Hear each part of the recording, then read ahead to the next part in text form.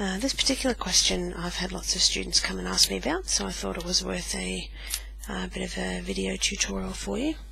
Now we're going to identify this as u and v, remembering that this is also x plus 1 to the half. We'll need that when we want to find the derivative of that v part later. I'm going to write the derivative straight down, so I've got y dash equals the bottom times the derivative of the top minus the top times the derivative of the bottom. Well, now I need to use this bit here. All over the bottom squared. Now this bottom part is easy. The square root squared will just become x plus 1. That's nice. The squared cancelled out our square root. Square root of x plus 1 minus over 2. Well, if I times this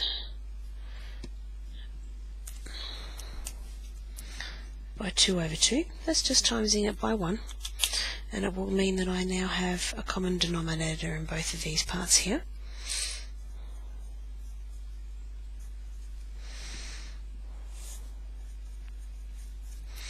And when they're both over the same bit, they'll fall through down here.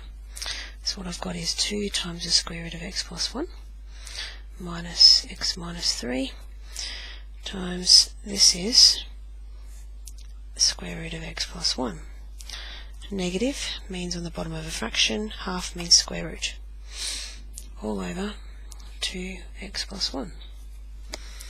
I want to do the same thing that I did here with the halves, but with this square root of x plus 1 piece. So I'm going to times this one by the square root of x plus 1 over the square root of x plus 1. That's timesing by 1. Creates the same denominator in both pieces so that it can fall through here.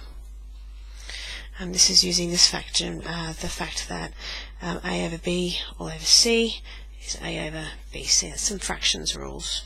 It's on our algebra help sheet if you'd like to look that up.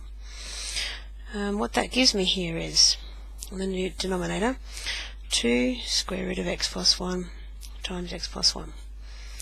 What I had, plus the new bit that's fallen through. This last piece won't change, minus x minus 3. I'll just remove it like that. This bit here I have the square root of x plus 1 times the square root of x plus 1, which is now just x plus 1. This is getting a little bit nicer. My final step now will be to expand and simplify this top line. I have 2x plus 2 minus x plus 3. 2x minus x is x. 2 plus 3 is 5.